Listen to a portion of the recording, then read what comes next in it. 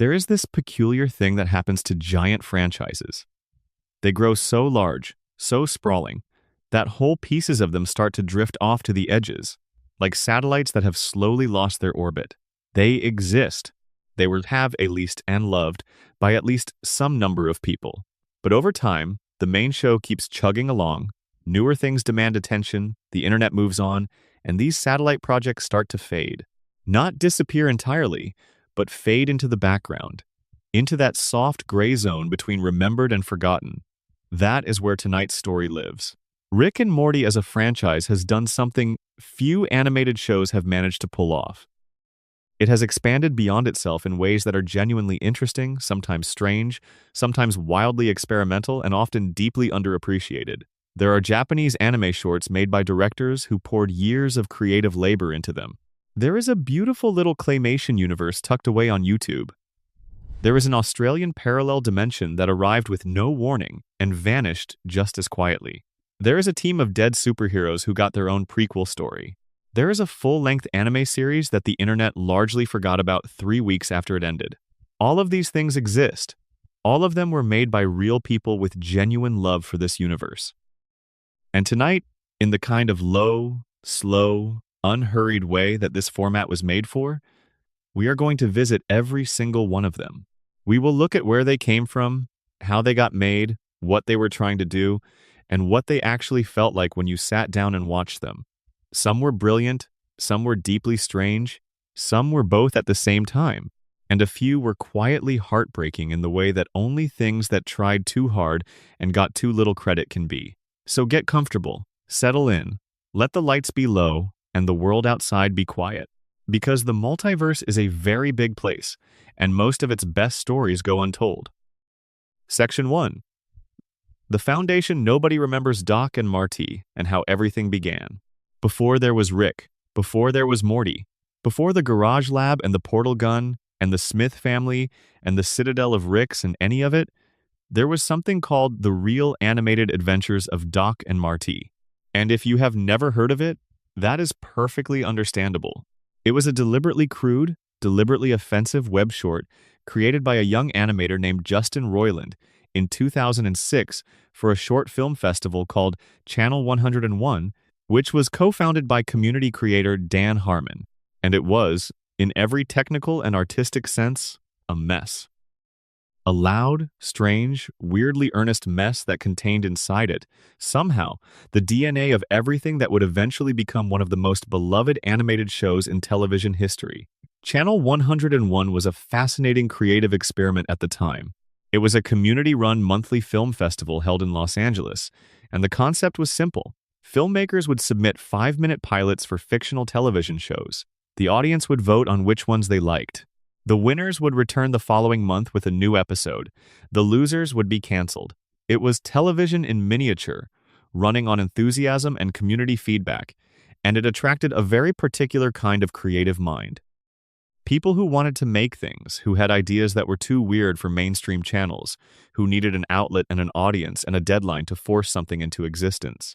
Roiland was exactly that kind of creative mind. He had been making his own strange little animations for a while by this point, had tried and failed to get projects off the ground elsewhere, and had created 3 animated pilots for Fox that never went anywhere. He was burning with ideas and somewhat frustrated with the gatekeeping nature of mainstream television, and Channel 101 gave him a direct line to an audience without any of that institutional friction. The Doc and Marty shorts he created were, on their face, a parody of Back to the Future. Doc Brown and Marty McFly, reimagined as a much darker, much cruder version of themselves.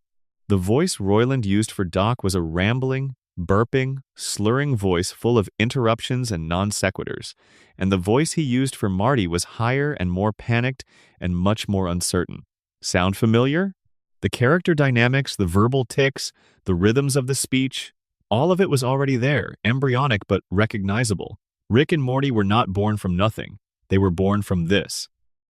Dan Harmon would later describe the Doc and Marty shorts as, in his words, a pornographic vandalization of what Rick and Morty would ultimately represent. He meant that in a specific sense. The original shorts were intentionally transgressive in a way that would not survive translation into a mainstream network animated series. But what they contained underneath that transgression, the specific chemistry between an older, chaotic, frighteningly capable figure and a younger, anxious, genuinely caring one, was something that nobody else was doing quite like this. The dynamic had a specific texture to it. It felt real even when everything around it was deliberately artificial. When Harmon approached Roiland in 2012, fresh off his painful experience of being briefly fired from his own show Community during its third season, he was looking for something to pitch to Adult Swim. Adult Swim at the time was searching for a show that could work in primetime, something with real mainstream potential that still had the network's signature weird edge. Harmon had not worked in animation before. He was not particularly comfortable with it. His strengths were dialogue, character, long-form story architecture. Animation had always seemed like a different discipline to him. But Roiland, when Harmon called him, immediately brought up the Doc and Marty material. The two of them sat down together on the floor of Harmon's unfurnished office on the Paramount Pictures lot, laptops open, and they wrote the first draft of the Rick and Morty pilot in 6 hours. Roiland's version of the story is that he was about to leave, to go home and get some sleep, and Harmon stopped him, said something along the lines of, "If you leave now, it might take us 3 months to write this. Stay here, we can do it tonight." And they did. What came out of those 6 hours was something that retained the essential DNA of Doc and Marty, but transformed it into something more. Doc became Rick, Marty became Morty. Harmon's suggestion to build a family around the characters gave the show its domestic grounding. Adult Swim development executive Nick Weidenfeld's suggestion to make Rick the grandfather rather than some other family role gave the relationship its precise emotional temperature. A grandfather and grandson have a specific kind of warmth between them that a parent and child does not always have. It is a love that is a little more patient, a little more forgiving, a little more tinged with mortality and legacy. And Rick and Morty has been trading on that emotional reality from the very first episode all the way through to today. The show premiered on the 2nd of December 2013 on Adult Swim, and the reception was strong enough that it kept going. Within a few years, it was not just a strong Adult Swim show, it was a phenomenon. It was the kind of show that felt like it was speaking directly to a very specific generation about very specific things, and that generation responded by making it a cultural touchstone. It won awards. It made McDonald's bring back Szechuan sauce for one day, a moment so chaotic it became its own news cycle. It generated merchandise and fan art and academic analysis and video essays and all the rest of it. And with success came expansion. The universe started growing. Comic books, video games, merchandise, and, crucially for tonight's story, spin-offs. Some official, some semi-official, some that arrived without warning in the middle of the night and vanished by morning. All of them interesting in their own way. All of them part of the story of what this franchise has become. But before we get to any of those, it is worth sitting with the Doc and Marty origin for just a moment longer. Because there is something quietly remarkable about the fact that one of the most successful animated franchises of the past decade can trace its lineage to a deliberately crude web short made for a grassroots film festival by a guy sitting in someone's unfurnished office.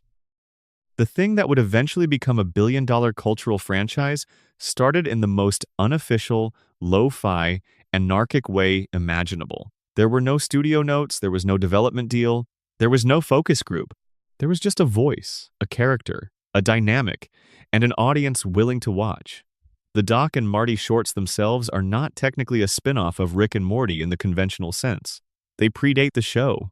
They are the primordial soup from which the show emerged. But they belong in this story, in this night's journey through the forgotten corners of this universe, because they are the thing that none of the official material will ever fully explain. The official story of Rick and Morty begins on the 2nd of December 2013. The real story begins 6 years earlier, in a poorly animated web video that most of the show's current fan base has never seen. That forgotten origin is the foundation everything else is built on. And in a show obsessed with origins, with the idea that who you were before shapes who you are now in ways that cannot be escaped or undone, that feels appropriate. If you're watching this from across the world tonight, drop a comment and tell me your location and what time it is where you are. I love knowing where these videos find people. And if you haven't already, a subscription would mean the world. It helps more than you know. Section 2. Bushworld Adventures, The Australian Fever, Dream That No One Saw Coming. On the night of the 1st of April 2018, Adult Swim did something that nobody expected, and that many people who saw it were not entirely sure was real. While Rick and Morty fans were in the middle of a particularly agonizing wait for Season 4, which would not arrive until late 2019, the network quietly replaced whatever was supposed to be on with an 11-minute special that had been announced nowhere, promoted by no one, and created by an Australian animator who most American viewers had never heard of. It was called Bushworld Adventures. Its main characters were named Rick and Morty, and it was, in every conceivable way, completely unlike anything the franchise had ever produced. The man behind it was Michael Cusack. If that name sounds familiar to you today, it is likely because Cusack went on to co-create Smiling Friends, the widely beloved Adult Swim series that became one of the network's biggest hits of the 2020s.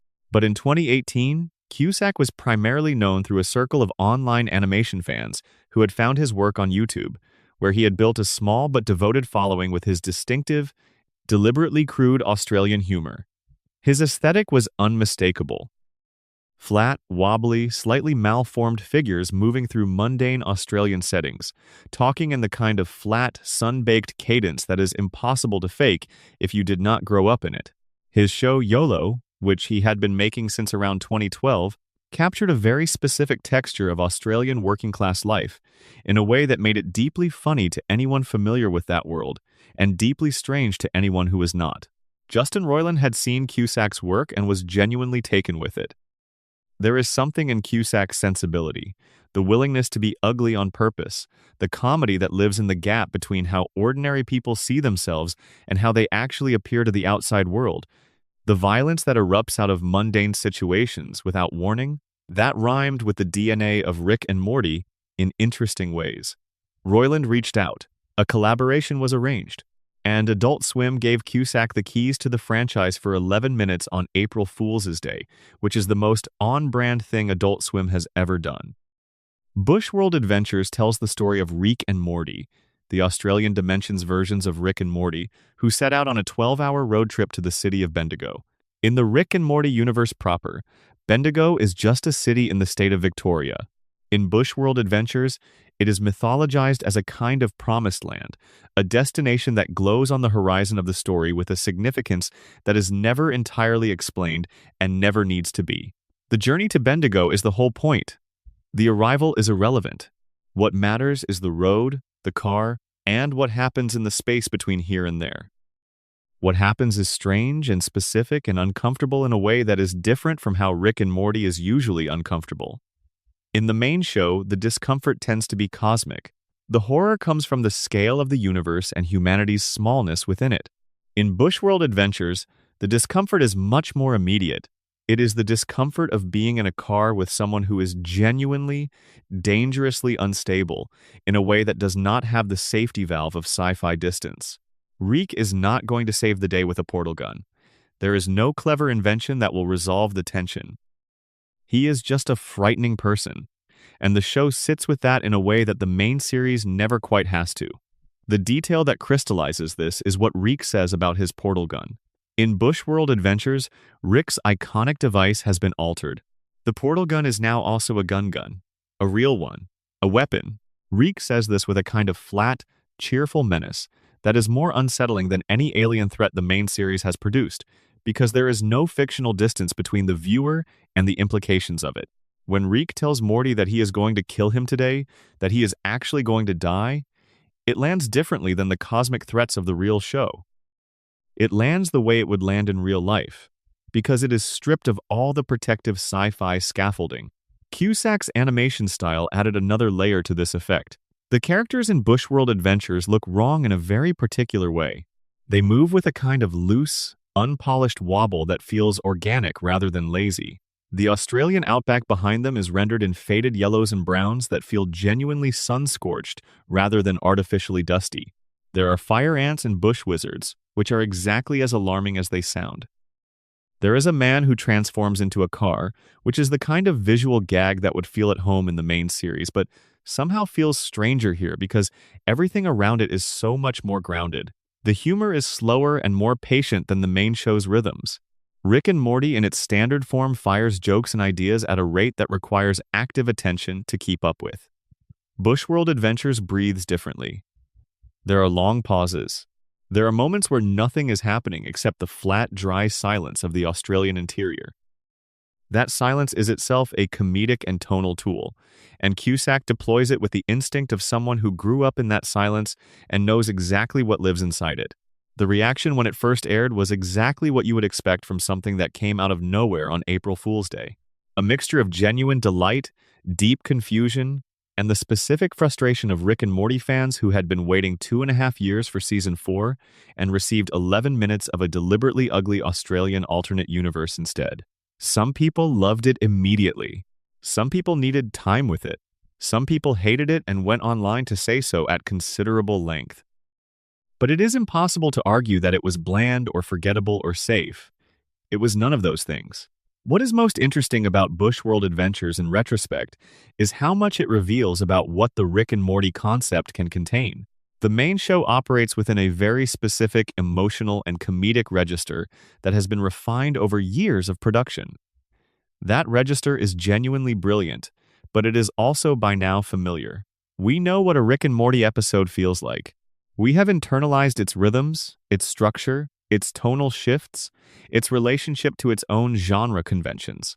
Bushworld Adventures had none of that familiarity. It was the same characters, the same basic relationship, the same underlying emotional architecture of an older figure dragging a younger one into chaos, but expressed through a completely different creative sensibility, in a completely different cultural context, with completely different visual aesthetics. And it still worked. Or at least, it worked as a piece of art, even if it did not work for every viewer. That says something important about the franchise's foundations. The Rick and Morty dynamic is not dependent on any one cultural context or aesthetic approach.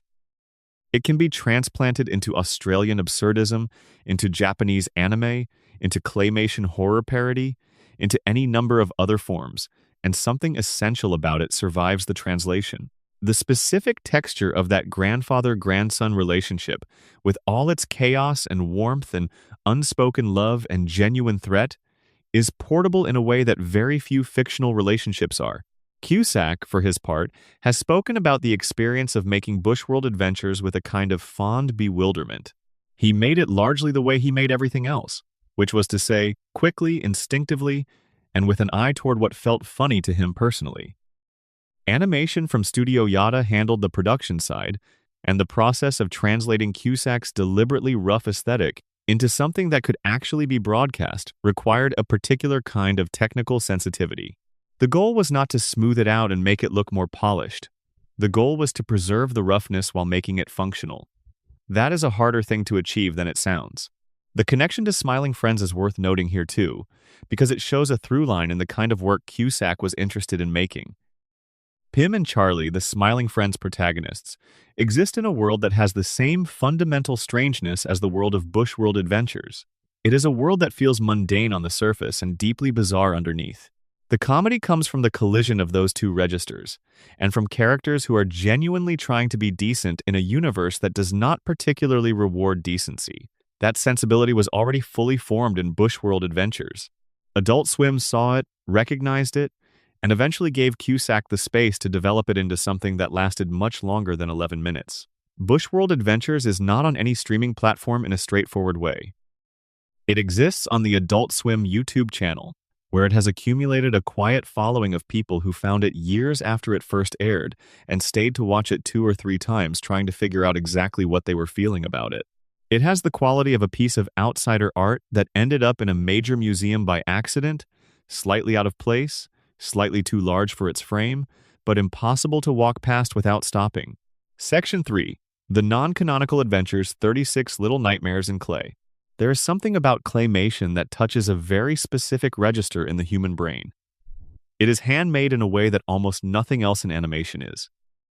You can see the fingerprints in it, sometimes literally. The clay retains the warmth of whoever shaped it, and there is a particular texture to the way claymation figures move, a slightly halting, slightly unnatural quality that makes them feel like things from another world even when they are depicting entirely familiar scenes. It is uncanny in the precise original sense of the word, familiar and strange at once. Lee Hardcastle understood this instinctively. The British claymation animator had built his career on the intersection of that uncanny texture and extremely graphic horror, creating a body of work that sat somewhere between comedy and nightmare in a way that was genuinely distinctive. His claymation parodies of classic horror films, things like T is for Toilet and Chainsaw Maid, had earned him a cult following online, and he had developed a reputation as the person you called if you wanted something that made people simultaneously laugh and flinch. Adult Swim called him. The partnership made a certain kind of sense. Adult Swim had always been interested in the margins of animation, in the kinds of things that mainstream children's television would not touch, and that even mainstream adult animation sometimes shied away from. Hardcastle was operating in exactly that space. And Rick and Morty, with its already established taste for genre parody and its recurring engagement with science fiction and horror tropes, was a natural fit for what Hardcastle did. The result was Rick and Morty, the non-canonical adventures, a series of claymation shorts that began appearing on Adult Swim's YouTube channel in October 2016 and eventually grew to 36 episodes by the time Hardcastle compiled them all in November 2019. Each episode runs between 16 and 21 seconds. Not minutes, seconds. They are the shortest pieces of animation in the entire Rick and Morty ecosystem, and they are, in their miniature way, some of the most formally perfect things the franchise has ever produced. The premise is exactly what it sounds like.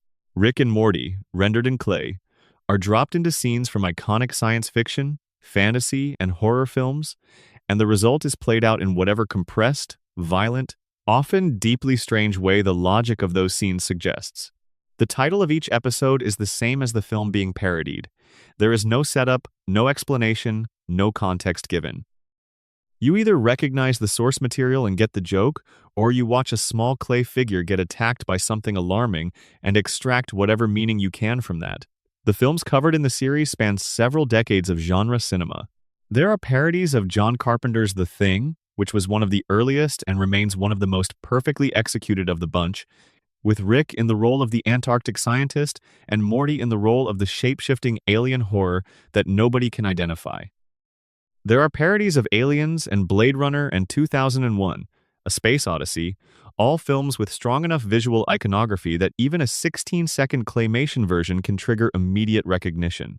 There are parodies of Gremlins and The Fly and Ex Machina and Invasion of the Body Snatchers and Halloween and The Terminator and dozens of others. Hardcastle has talked about his approach to these films with the specificity of someone who genuinely loves the source material. For The Thing in particular, he expressed a kind of personal frustration because he had already done so many claymation parodies of that film in his other work that the Rick and Morty version felt like retrodden ground. But Adult Swim had The Thing on their list, so he made it work. His own personal favorite from the series was the parody of The Fly, which he cited for its visual iconography. The image of a scientist figure with a fly's head in a doctor's jacket. Rick in that role is both perfect and deeply disturbing, which is kind of the ideal outcome for any piece of work in this series. The production of these shorts was, by claymation standards, relatively quick. Claymation is inherently labor-intensive. Every single frame requires the physical manipulation of clay figures, which means that even a few seconds of finished animation represents hours of extremely precise, painstaking work. Hardcastle's approach was to keep the shots simple enough that the time investment was manageable. Wide angles rather than close-ups. Limited camera movement. The humor coming from what the clay figures do and what they represent, rather than from any elaborate technical filmmaking. The relationship between Adult Swim and Hardcastle on this project was a collaborative one within certain parameters. The network would give him a list of films they wanted parodied, and he would decide how to approach them. For the first batch, the constraint was thematic, only films involving mad scientists. Rick slotted naturally into those roles, and Hardcastle spent time identifying which scenes from which films were most recognizable and most amenable to the specific texture of what he was making. After the first batch, the constraint relaxed and Adult Swim simply gave him films they wanted represented, trusting him to figure out the execution. The series evolved in interesting ways over its 3-year run. The first batch of shorts that appeared in 2016 skewed heavily towards science fiction and horror films, with clear mad scientist archetypes, things like Honey, I Shrunk the Kids and The Fly and Ex Machina. As the series continued, it broadened its scope to include more straightforward horror films like Halloween and slasher-adjacent material, as well as some films that felt like outliers from the rest of the list. The addition of more Halloween-themed shorts in 2019, released right before the fourth season premiere, gave the series a second wind and brought it to a larger audience than it had initially reached. What makes the non-canonical adventures so interesting as a piece of the Rick and Morty universe is exactly what the title promises. They are non-canonical. They do not connect to anything. They do not advance a story. They do not reveal character information or deepen the mythology. They are purely pleasurable objects, 36 tiny windows into what this franchise might look like if filtered through other genres, other aesthetics, other creative intentions. And in that pure pleasure, in that freedom from the weight of continuity and consequence, there is something genuinely liberating about them. They are the franchise taking a breath, playing, remembering that before any of the mythology and the emotional arcs and the season-long story threads, it was just two characters, a sense of humor, and a very specific dynamic between chaos and care. The claymation format also does something subtle to the characters. Clay has a physicality that digital animation does not. The Rick and Morty of the main series are defined partly by their visual precision, the specific way lines curve and expressions shift, and the fluidity of the movement. The Rick and Morty of the non-canonical adventures are chunky and slightly imprecise, lumpy in the way that real objects are lumpy, and that imprecision paradoxically makes them feel more solid, more present, more subject to the physical laws of the world they occupy. When Claymation Rick gets dragged into a mutation pod by Claymation Morty in the episode parodying The Fly, there is a weight to the interaction that the digitally animated version would not quite have. The clay pushes back. The world resists. 36 episodes of 16 to 21 seconds adds up to, at most, around 12 minutes of total content. You could watch the entire series during the time it takes to make a cup of tea. But the experience of watching all 36 in sequence, the way Hardcastle compiled them in his 2019 video on YouTube, is something closer to a meditation than a binge. The rhythm of them, the way each one ends abruptly just as it has established its world, creates a particular mood. You lean in, you recognize, you feel the specific jolt of the joke, and then it is gone. And then the next one begins. There is something pleasingly relentless about it. And something quietly satisfying about the fact that none of them try to be more than they are. Section 4. Samurai and Shogun. The night Toonami surprised everyone. If you were watching Adult Swim's Toonami programming block on the night of the 28th of March 2020, you saw something appear during a commercial break that was not on any schedule, had not been announced anywhere, and had taken an entire year to make. A 6-minute CGI short film in Japanese with English subtitles, depicting a version of Rick and Morty that looked nothing like the version you were used to. The backgrounds were lush and atmospheric, painted in the style of ukiyo-e woodblock prints, filtered through modern CGI rendering. The movement was fluid and precise in the way of good action anime, rather than the specific fluid imprecision of the American show. The violence, when it came, was gorgeous and brutal in equal measure. The short was called Samurai and Shogun. It was directed by Kaiichi Sato, produced by Studio Dean, and inspired by Lone Wolf and Cub, the legendary 1970 manga series by writer Kazuo Koike and artist Goseki Kojima. And it was the first piece of what would eventually become the entire Rick and Morty anime universe, a lineage that runs from this unannounced 6-minute short all the way through to the full 10-episode anime series that aired in 2024. The story of how Samurai and Shogun got made is itself a good one. Jason DeMarco, the senior vice president and creative director for Adult Swim and one of the co-creators of Toonami, had a connection to the Japanese animation world through his work building Toonami into the anime powerhouse it became. He was interested in what a Japanese creative team might do with the Rick and Morty characters if given genuine creative latitude rather than a tight brief. The pitch, when it emerged, was the Lone Wolf and Cub angle. Rick WTM 7-2, a variant Rick from another dimension, playing the role of the wandering samurai Ogami Ito. Shogun Morty playing the role of Ogami's young son Daigoro. A group of ninja Ricks playing the role of the enemies who want them both dead. Lone Wolf and Cub is a specific kind of story. It is about a father and son moving through a hostile world together, bound to each other by love and circumstance, surviving through the father's extraordinary skill and the son's extraordinary stoicism. The son, Daigoro, is 3 years old at the start of the manga and cannot fight. He can only ride in his father's cart and witness. But his witnessing is not passive. His presence is what gives the father's violence its meaning. Without the son, the father's swordsmanship is just death.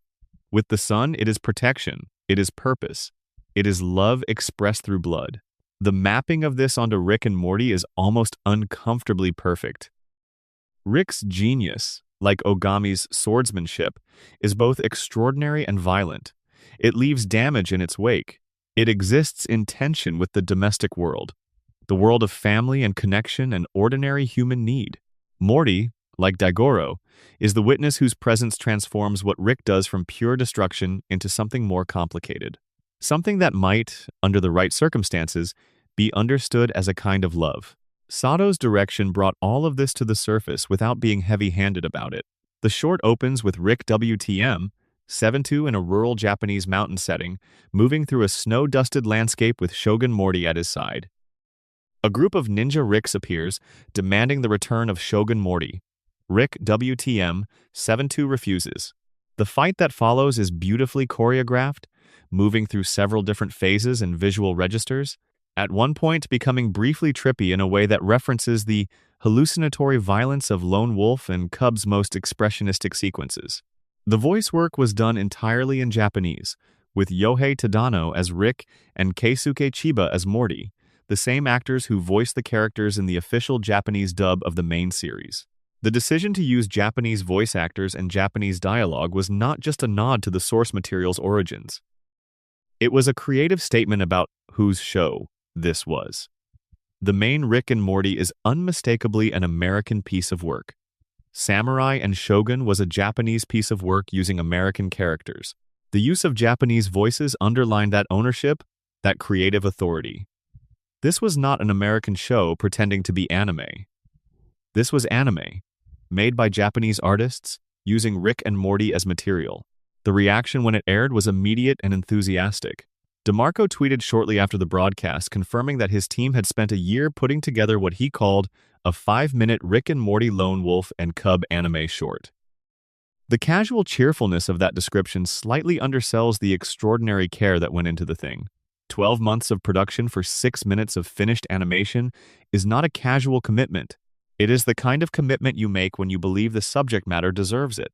For American audiences unfamiliar with Lone Wolf and Cub, the short landed as a beautifully realized alternate dimension adventure with strong action choreography and a distinctive visual style. For audiences familiar with the source material, it landed as something considerably more layered.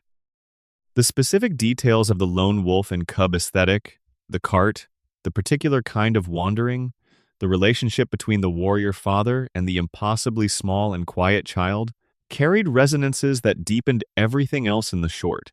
By the time it appeared on YouTube the following day, it had racked up nearly 4 million views and was trending nationally.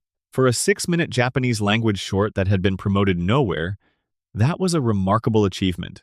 It suggested that there was a real appetite for this kind of thing, an appetite for Rick and Morty filtered through different creative traditions, different visual languages, different emotional registers. The world was in the very early weeks of the COVID-19 pandemic when Samurai and Shogun appeared. Lockdowns were beginning across much of the world. People were at home in ways they had not been before, watching screens more than usual, looking for things to make sense of something that was not making much sense. That context gave the short's quiet intensity and its themes of movement and protection and survival against hostile forces a specific emotional resonance that it might not have had in different circumstances. It was the right piece of art at the right time, in ways that nobody had planned or could have predicted. Samurai and Shogun was followed by a sequel, Samurai and Shogun Part 2, released in November 2021 as part of the Adult Swim Festival. The sequel continued the narrative from where the first part ended and, in Sato's own assessment, let Rick WTM 7-2 savagery reach its full expression. If the first part was about protection and skill, The second was about what that protection costs, about the particular darkness that lives in someone who has committed to violence as a way of life. Together, the two parts form a complete story, one that stands alone as a piece of storytelling completely separate from the main Rick and Morty continuity, while still being recognizably, fundamentally about the same things the main show is about. The two Samurai and Shogun films sit in a peculiar position in the Rick and Morty ecosystem. They are not really considered part of the anime series that followed, which has its own distinct visual style and narrative concerns. They are their own thing, born from a different creative vision and a different production environment, but they were the spark that proved the concept. Without their success, it is very likely that the full Rick and Morty anime series never gets made. They were the proof of concept that showed Adult Swim there was an audience for this translation, that the characters could survive and even thrive in a completely different creative context. Section 5. Rick and Morty versus Genocider Tokyo at the End of Memory. The second piece of what would become the Rick and Morty anime universe arrived on Adult Swim's Toonami block on the 25th of July 2020, again unannounced, again during an event night that made it slightly more expected, but still surprising in its specifics. This time, the director was Takashi Sano, who had recently come to significant attention in the anime world through his work on Tower of God, and the short was called Rick and Morty vs. Genocider. Where Samurai and Shogun was atmospheric and deliberately paced in the manner of classic samurai cinema, Rick and Morty vs. Genocider was faster, denser, and more emotionally complex. It ran 8 minutes and 35 seconds, nearly 50% longer than the first short, and in that expanded runtime, Sano managed to tell a story that engaged directly with some of the main show's most significant mythology, while still standing completely on its own. The premise: Rick leaves Morty at the Citadel of Ricks and travels to Tokyo. The Citadel, operating under the control of Evil Morty, contacts Morty and informs him that his Rick is being hunted by a group known as the Genociders, beings who eliminate existence itself by altering memories, changing the past in ways that cause people and things to simply cease to be. The implication is that these genociders want Rick specifically. Morty is dispatched to Tokyo to find him. What he finds when he gets there is a city in the process of being unmade. People are disappearing. Reality is becoming unstable.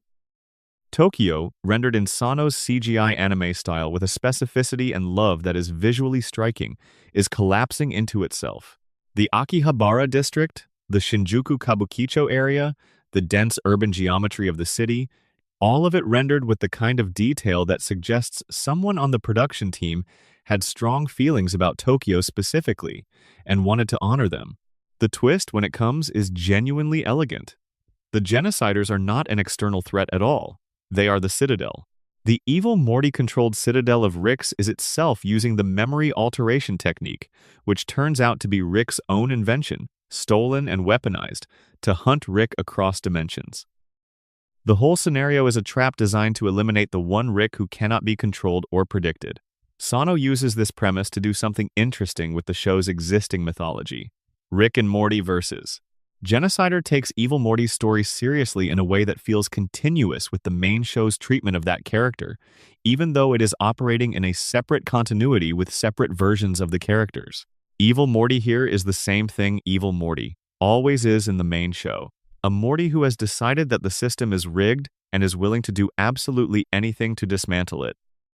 The specific expression of that willingness differs, but the essential character logic is consistent. The climax of the short involves Rick transforming into what the subtitles call Super Rick, a Dragon Ball Z reference that lands with all the bombastic energy that reference implies, and destroying an attacking vessel while apparently dying in the process. He then immediately reappears to taunt Evil Morty, which is very much in character, but the final moments of the short are something quieter and stranger. We see Rick receiving a phone message from a young Jerry, telling him that Morty has been born. Rick hears this message, takes a drink from his flask, and we understand from context that what we have been watching is partially a memory story. A story about the moment Rick first understood what Morty would mean to him. The potion that Rick gives Morty near the end of the short transforms Morty into Rick, giving him Rick's memories up to the point when Morty was born.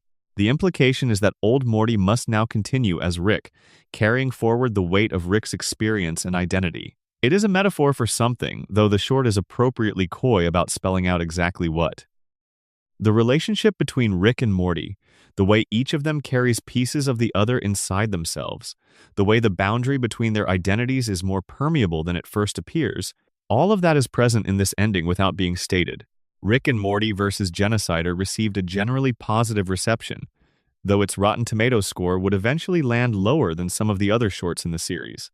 Some viewers found the narrative density challenging, packed as it is with mythology and implication into a very short runtime. Others found the CGI animation style slightly less appealing than the fluid expressionism of the samurai and shogun pieces. But almost everyone agreed that it was ambitious, that it was trying to do something real rather than just providing 8 minutes of pleasant genre homage. The success of the short, critically and commercially, was sufficient for Adult Swim to commission Sano's next project. The relationship between the network and the director was deepening, which would ultimately lead to the full 10-episode anime series 2 years later. Sano had proven that he understood the characters deeply enough to tell genuine Rick and Morty stories in his own visual language, and that his version of those stories had emotional weight and narrative intelligence.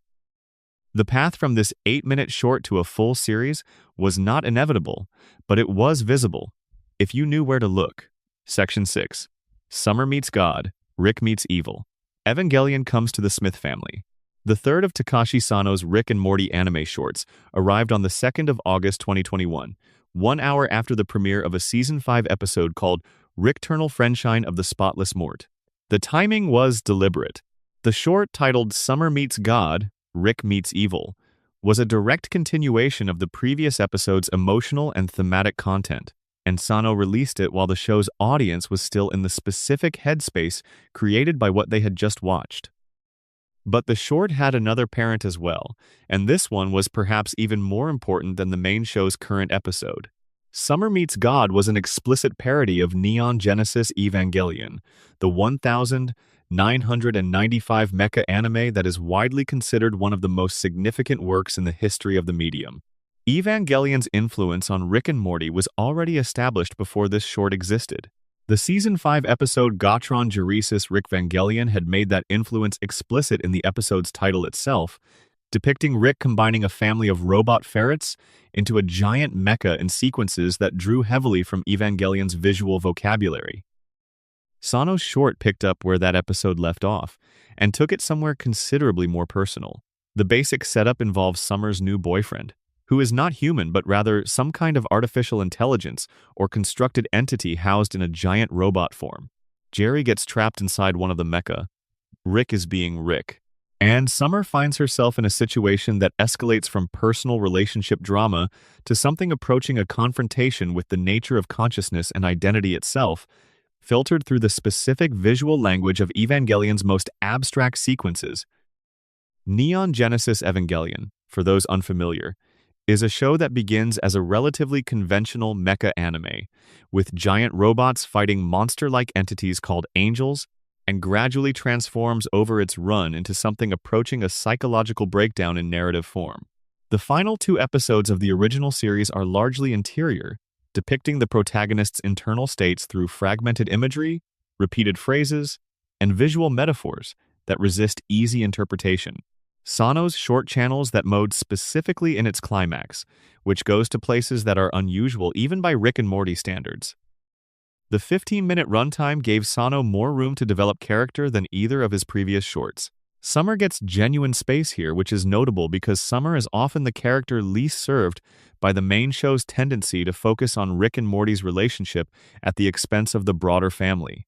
In Sano's short, Summer's emotional experience is the center of gravity around which everything else orbits.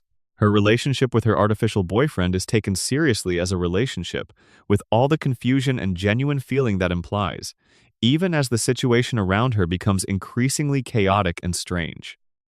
The Evangelion parody operates on several levels simultaneously.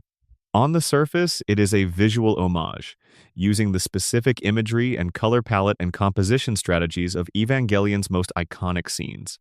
Underneath that, it is a thematic engagement with what Evangelion is actually about, which is the terror of intimacy, the difficulty of genuine connection between human beings, and the seductive appeal of withdrawal from a world that is constantly demanding something from you. Summer, as a character, engages with all of those themes in ways that are specific to her situation in the Smith family. She is the character who was not chosen, who has had to fight for her place in a household dominated by Rick's genius and Morty's designated role as sidekick.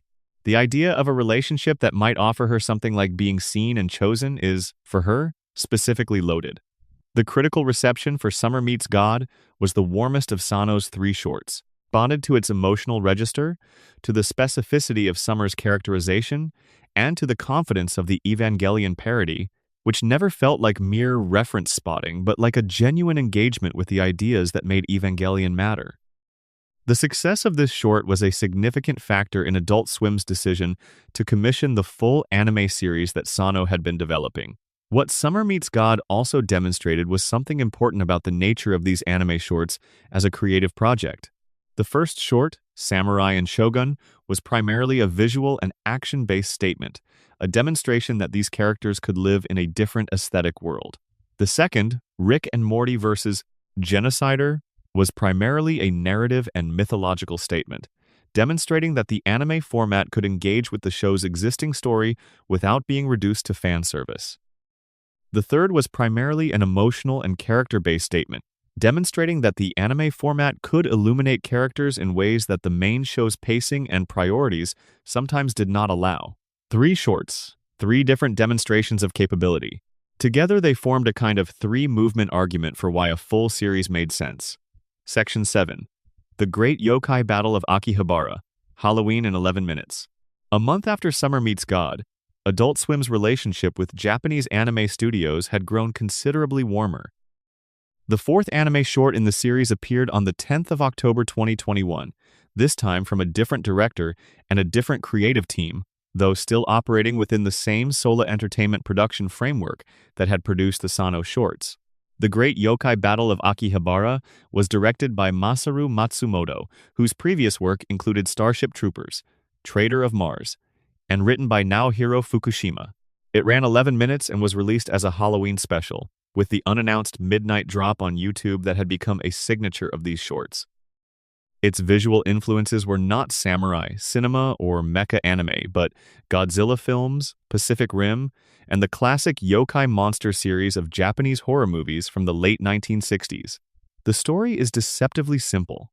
Rick's experimental AI toaster malfunctions during a demonstration, blasting toast through the roof of the garage with enough force to cause structural damage. The specific screw needed to repair it can only be found in one place on Earth, Akihabara, Tokyo's famous electronics and pop culture district. Rick and Morty travel to Japan. They encounter an old rival of Rick's named Kyusaku, a character who calls to mind classic anime antagonists in his level of grievance-driven theatrical villainy. Kyusaku, enraged over a ruined Maid Cafe loyalty card that Rick destroyed during a previous encounter, unleashes a colossal yokai on the city. From there, the short becomes exactly what its title promises: a great yokai battle in Akihabara, with everything that entails. Giant monsters, a giant robot summoned from beneath the city, the AI toaster gaining sentience and becoming a projectile weapon in the most chaotic possible way, rocket punches, missile barrages, a self-destruct button accidentally triggered by Morty at precisely the wrong moment. Matsumoto's direction has a different energy from Sano's. Where Sano's shorts were dense and emotionally loaded, Matsumoto's is more purely kinetic. The humor is broader, the action beats more exaggerated, the stakes deliberately silly in the particular way that giant monster movies are deliberately silly. Rick's toaster, achieving consciousness and joining the fight, is not meant to be taken seriously. It is meant to be enjoyed as the absurdist escalation it is, one more impossible thing on top of another impossible thing, all of it moving fast enough that you are laughing before you have fully processed what just happened. The setting of Akihabara itself is treated with considerable affection.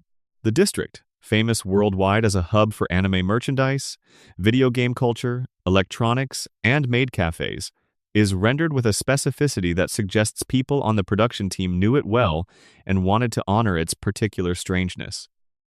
The maid cafe detail that catalyzes the conflict is not a generic Japanese culture reference, but a very specific Akihabara reference, the kind of thing that only makes sense in that specific neighborhood's context. This fourth short also introduced a new feature that the previous three had not had: genuine local Japanese characters with significant roles. Milk-chan and her father are not just set dressing, but actual participants in the story, with their own perspectives and agency. This broadening of the character roster was a small but meaningful step toward the kind of world building that the eventual full series would require. The production schedule for Akihabara was significantly tighter than the previous shorts. The planning phase ran from roughly April to June 2021, with the core animation production compressed into the summer months of July through September to make the Halloween release date. That timeline, less than 6 months from initial scenario to finished product, represents an extraordinary pace for this kind of work, and the fact that the finished short holds together as well as it does is a testament to the efficiency and skill of everyone involved. Reception was largely positive, with some critics noting a preference for the more emotionally grounded tone of Sano's work, but acknowledging that Matsumoto had done something different, and done it well. The broad comedy of the yokai battle worked in the specific context of a Halloween short, where the playfulness and the monster imagery were both thematically appropriate.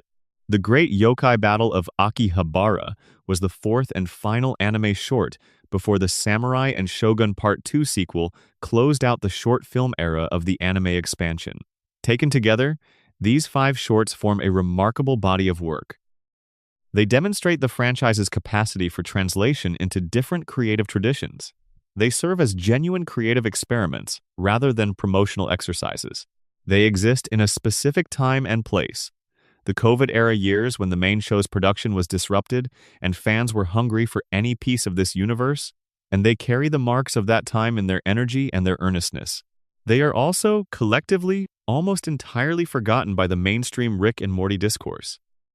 Ask a casual fan about the anime shorts and they will likely know that anime shorts exist, in the same vague way you know that a band you like has a B-side record somewhere that you have never listened to. The 5 films are out there, available, extraordinary in some cases, and essentially invisible in the larger conversation about what Rick and Morty is and does. That invisibility is part of what made them interesting to make, in a way. Free from the weight of the main show's expectations, free from the obligation to be consistent with a decade of established continuity, free to try things that would never survive the consensus-building process of a mainstream television production, these shorts could be genuinely strange. They could take risks. And the best of them, Samurai and Shogun and Summer Meets God in particular, are risks that paid off beautifully. Section 8. Vindicators. 2 last stand between Earth and Doom. The Vindicators arrived in the main show like a lot of the best ideas in Rick and Morty, as the premise of a joke. The episode Vindicators 3, The Return of Worldender, which aired in August 2017 as the 4th episode of the 3rd season, was built on a comedy premise about superhero team dynamics. The Vindicators were Earth's mightiest heroes, a group that included Supernova, Vance Maximus, Crocubot, Alan Rails, Million Ants, and Noob Noob, among others. They had apparently had 2 previous adventures before the episode begins. Rick and Morty were present for the first one. They were not invited to the second, which Morty finds genuinely crushing because Morty has always had the specific teenage adoration for these heroes that Rick has never bothered to develop. The episode, written by Sarah Carbiener and Erica Rossby, is a parody of the Saw franchise as much as it is a superhero parody. Rick, in a drunken rage of jealous contempt, sets up an elaborate death game for the Vindicators, disguised as a mission to defeat the villain Worldender. By morning, he has forgotten he did it. Most of the heroes die in the traps. The ones who survive turn on each other. The episode is one of the darkest of the series, while also being one of the funniest, which is the specific difficult thing Rick and Morty is best at. The episode told us almost nothing about what happened in Vindicators 2, the adventure Rick and Morty were excluded from. There were hints. References to Dorian 5, a planet the Vindicators apparently destroyed during the mission, a suggestion of catastrophic failure and moral compromise. The absence of the story was part of the joke. We knew something happened that was bad enough to drive Rick's jealousy and the Vindicators' guilt, and the show gave us just enough to imagine it and nothing more. In May 2021, Adult Swim announced that they were commissioning a series of digital shorts to be released on their YouTube channel, alongside similar projects from other Adult Swim properties, including Aqua Teen Hunger Force and Robot Chicken. The Rick and Morty project would be a spin-off focused on the Vindicators. Sarah Carbianer and Erica Rosby, the writers of the original episode, would return to showrun and executive produce. Dan Harmon and Justin Roiland would executive produce as well. And the original voice cast, including Christian Slater as Vance Maximus, Jillian Jacobs as Supernova, Lance Reddick as Alan Rails, Maurice LaMarche as Crocubot, and Justin Roiland as Noob Noob, would all reprise their roles.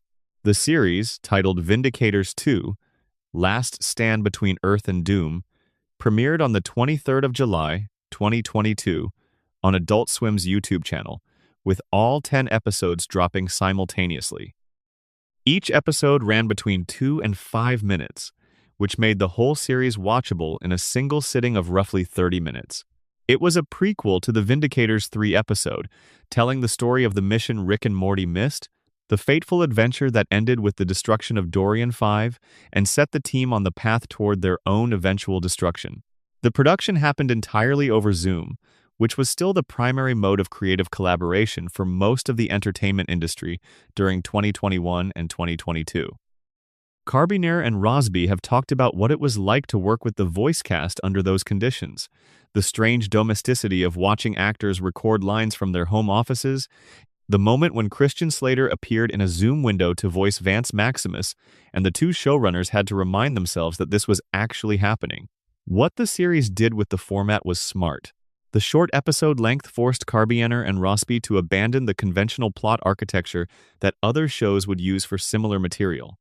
There was simply not enough time to set up a problem, develop it, and resolve it in a satisfying way within 2 to 5 minutes.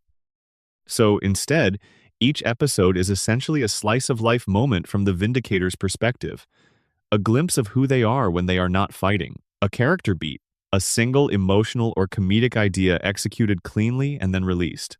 The episode titles give you a sense of the approach. Pronouns deals with pronoun usage in a superhero team context, which sounds like a very 2022 setup and is handled with considerably more grace than that description might suggest. The dance is exactly what it sounds like, a moment of the team dancing together, which functions as both a character-revealing scene and a comment on the specific dynamic the episode has established. First, Love explores Supernova's emotional history in a way that adds meaningful texture to her character without requiring any action or adventure to do it. Kintsugi, which takes its name from the Japanese art of repairing broken pottery with gold, is perhaps the most emotionally ambitious episode, using the metaphor to illuminate something about how the team processes failure. The final episode, Heroes, earned particular attention from viewers who arrived at it already knowing how the story ends. We know, because we have seen Vindicators 3, that most of these characters die in Rick's traps.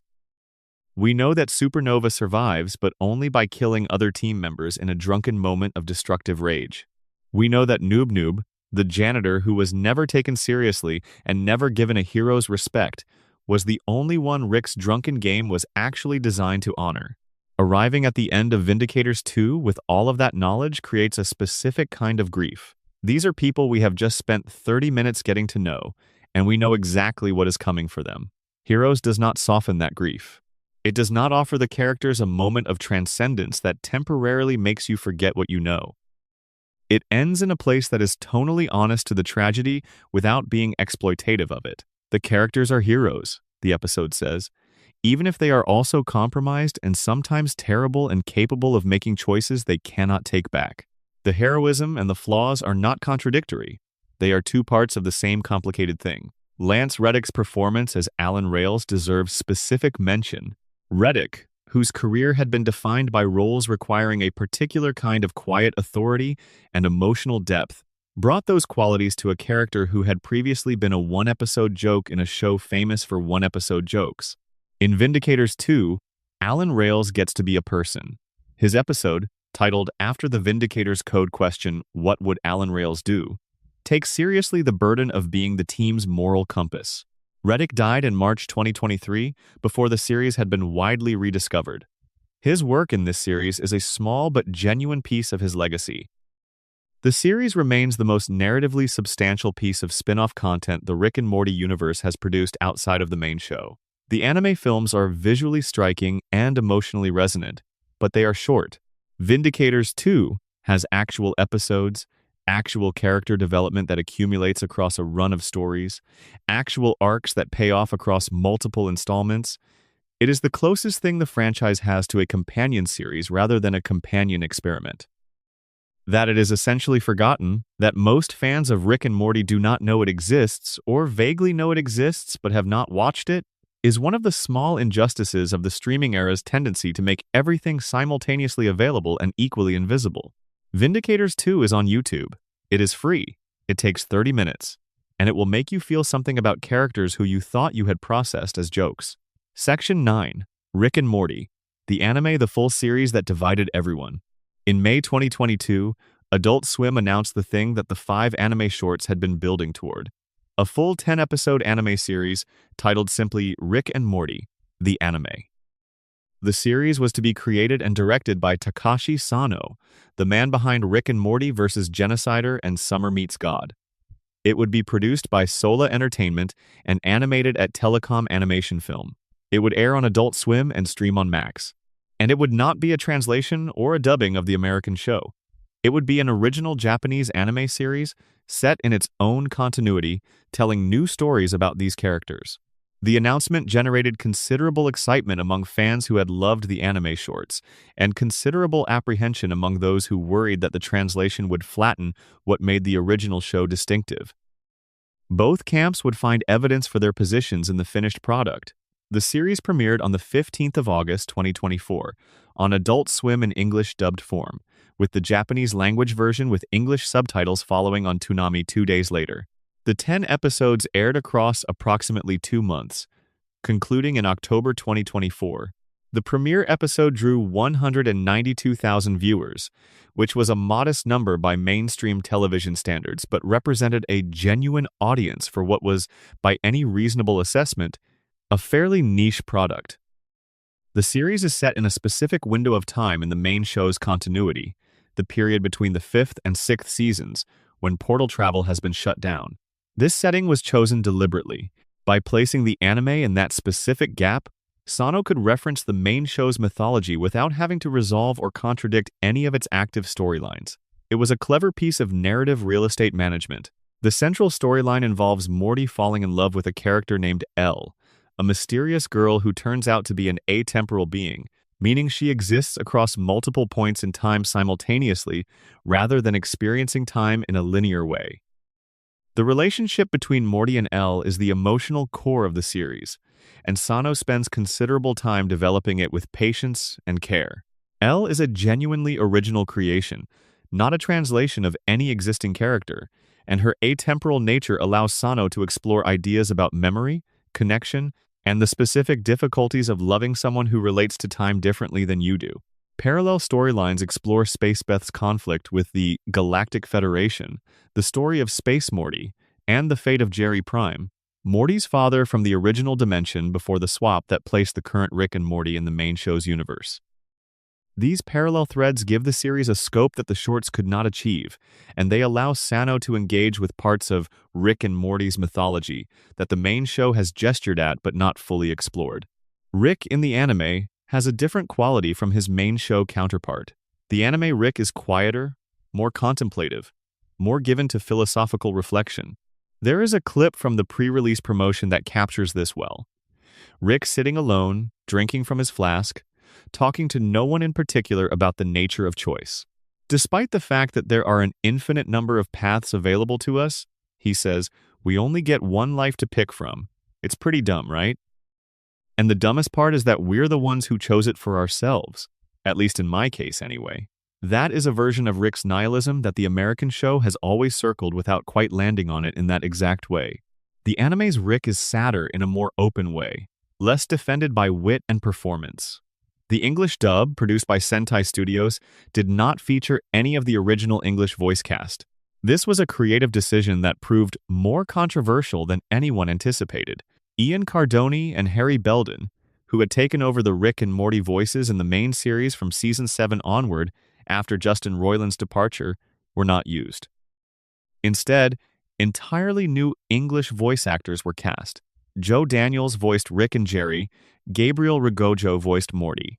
The performances were competent, but the absence of the established voices created a cognitive dissonance for many English-speaking viewers that the subtitles version did not have. The critical reception was notably divided. On Rotten Tomatoes, 50% of critics' reviews for the first season were positive, with an average rating of around 5.8 out of 10. One critic called it a bizarrely incoherent disaster and a staggering disappointment. Another found it a genuine and emotionally honest expansion of the franchise's universe. The gap between those assessments reflects something real about the series, which is that it was trying to do several different things simultaneously and did not fully succeed at all of them. The pacing was one consistent point of criticism. The anime moves significantly slower than the main show. This was a deliberate choice by Sano, who wanted to give the characters room to breathe and exist without the constant pressure of plot-driven events. In theory, this is an interesting approach. In practice, for viewers accustomed to Rick and Morty's relentless forward momentum, it could feel like stagnation. The show is genuinely contemplative in ways that require a different kind of viewing patience than most Western animated entertainment demands. The visual design was widely praised, particularly the character art, which maintained enough visual connection to the American show to feel familiar while bringing Japanese anime sensibility to the proportions, the expressions, and the movement. The backgrounds and environment design were consistently beautiful, using color and light in ways that the main show's more functional aesthetic does not prioritize. Elle herself was perhaps the series' greatest success. A genuinely original character in a franchise that tends to revolve around existing personalities, she brought something to the Morty storyline that the main show has never quite managed. Morty's relationships in the American series, his long-running unrequited feeling for Jessica, his various brief connections with alien girls across different episodes, have always been more plot device than emotional reality. Elle is a fully realized presence whose relationship with Morty feels earned rather than convenient.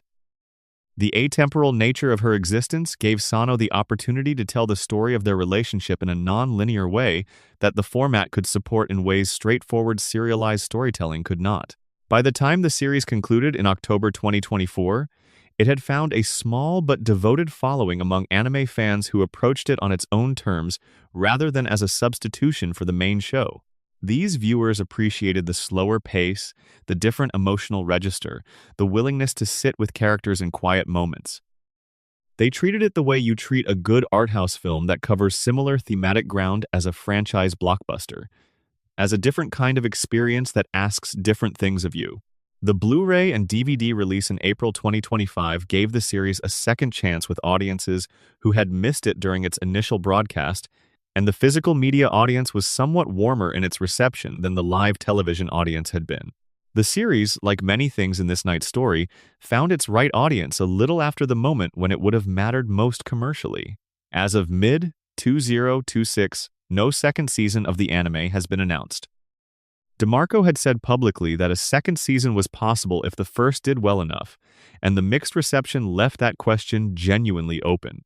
The story of Morty and Elle, and the loose ends of Space Beth's war with the Galactic Federation, remain unresolved.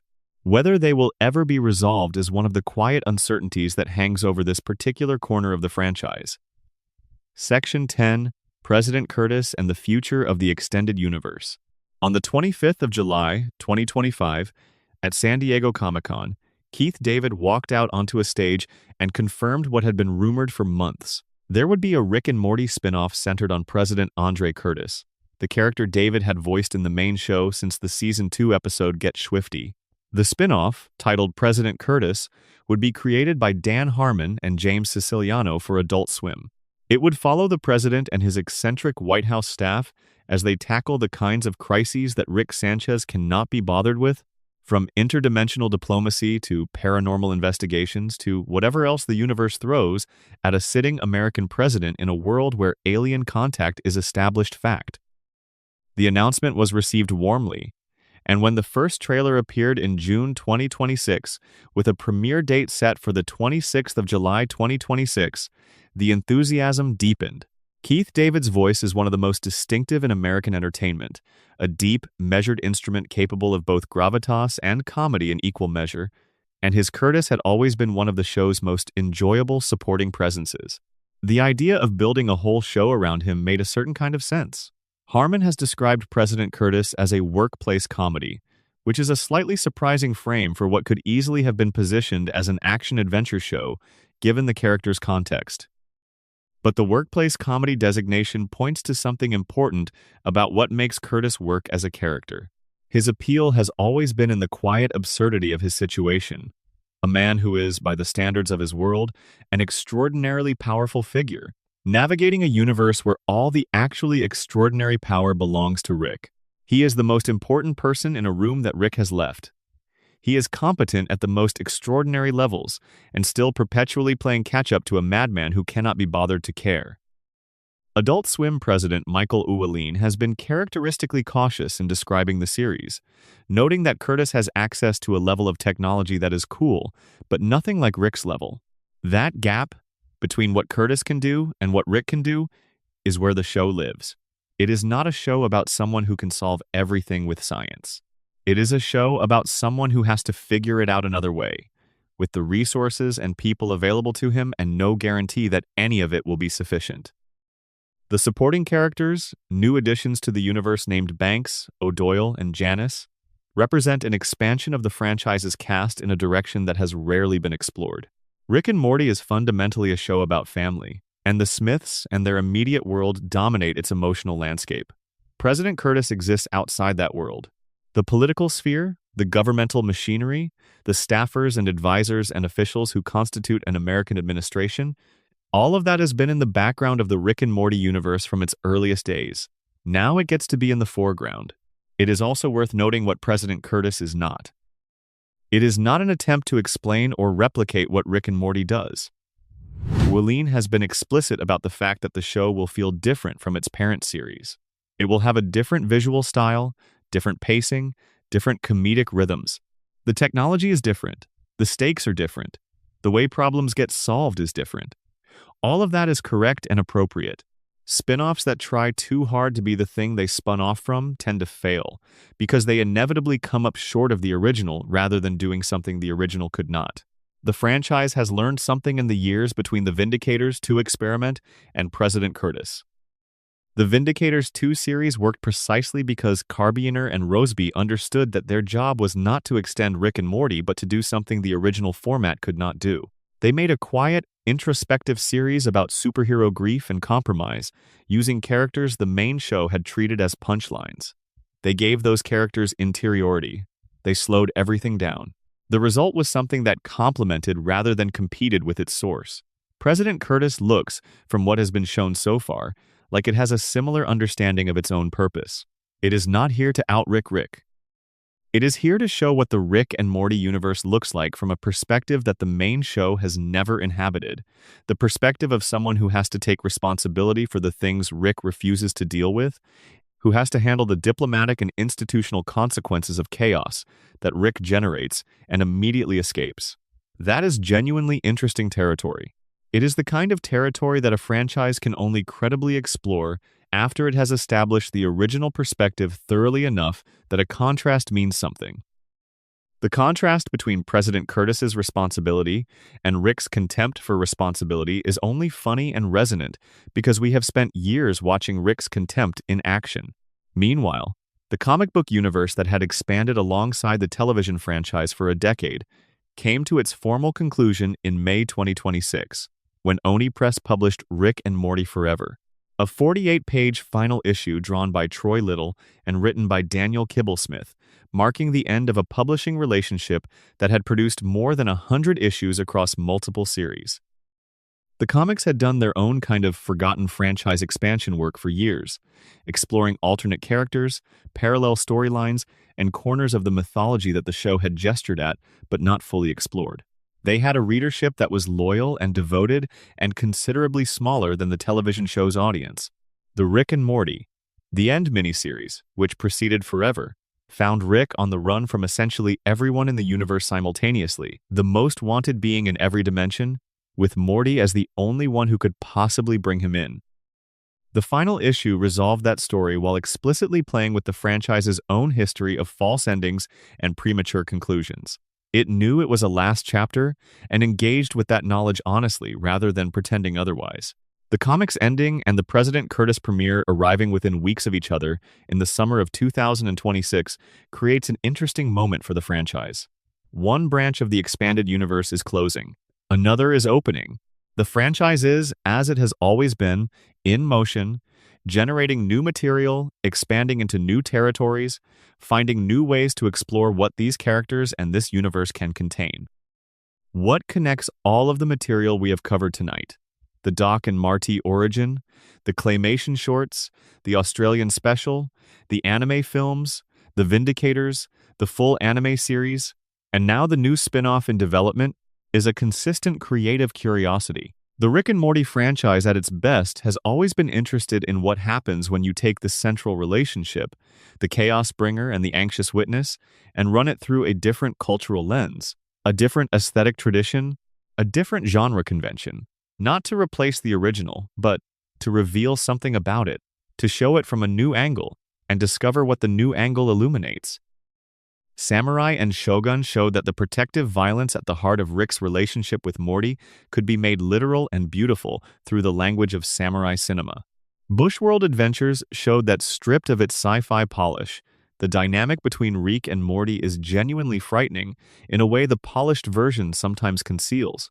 The claymation shorts showed that the characters are iconic enough to survive compression into 16-second parody without losing their essential texture.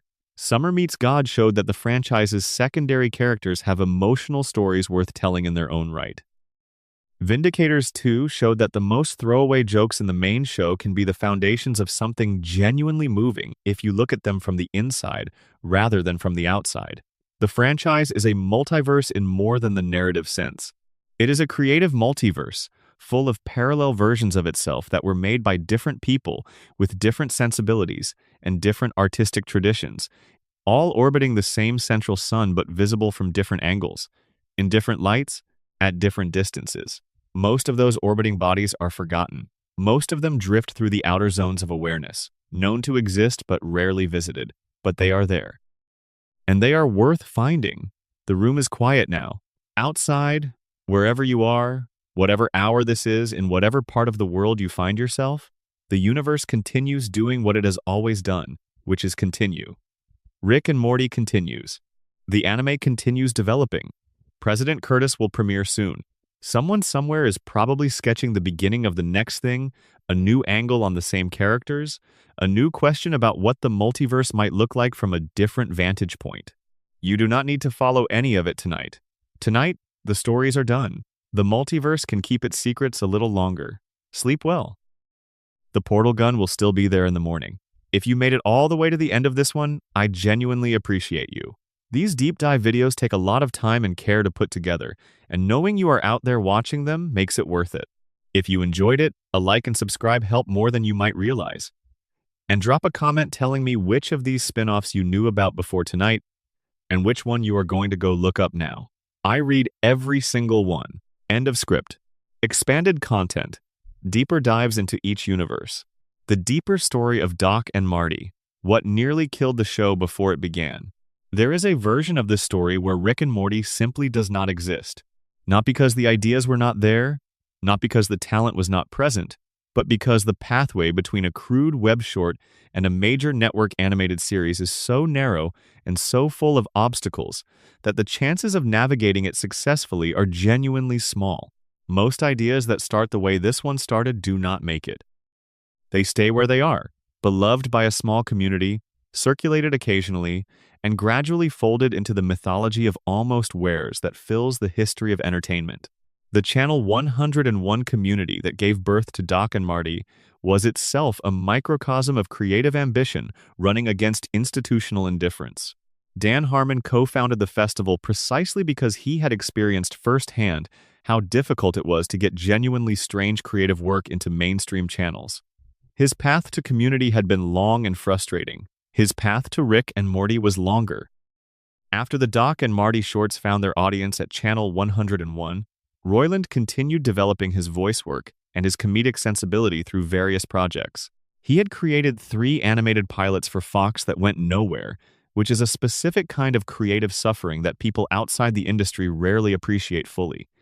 You make something, you believe in it. People in positions of power look at it, find it interesting enough to take a meeting about, and then ultimately decide it is not quite right for what they are looking for at this particular moment.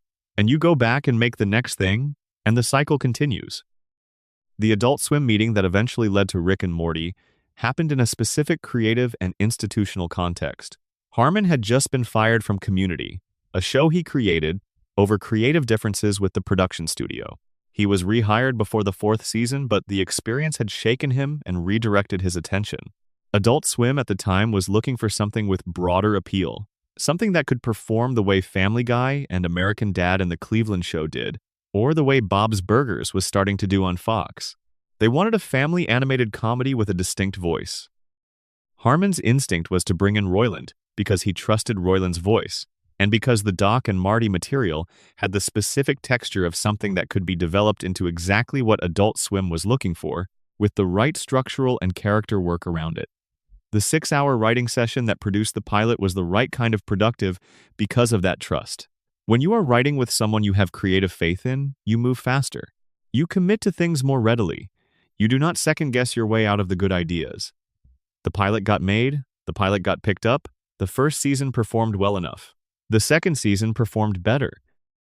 And by the time the third season's surprise April Fool's premiere of its first episode made national news and trended globally for hours, the show had become something that neither Harmon nor Roiland could have fully predicted or planned for when they were sitting on the floor of an unfurnished office in 2012. What the success of the main show did was create a kind of gravitational pull around the universe, drawing in creative people who wanted to work within it. The Doc and Marty era was a scrappy, independent-minded origin story. The Rick and Morty era was something else, a franchise, with all the creative possibilities and institutional constraints that word implies. The spin-offs we have been exploring tonight are, in many ways, the story of artists trying to work within a franchise while maintaining the spirit of independence that made the original work in the first place. Bushworld Adventures. What Michael Cusack was saying about America without saying it. Something gets lost in discussions of Bushworld Adventures that is worth recovering, which is the cultural specificity of what Cusack was doing beyond the surface-level Australian humor. There is an argument to be made that Bushworld Adventures is not just a parody of Rick and Morty from an Australian perspective, but a commentary on what American audiences experience when they watch the original show, made by someone who comes to American popular culture from outside it. From the outside, certain things about American mass entertainment are more visible than they are from the inside. The idealization of the rebel genius, for example. American storytelling loves a brilliant antisocial man whose violation of social norms is framed as evidence of his exceptionalism. Rick Sanchez is perhaps the purest distillation of that archetype in contemporary television.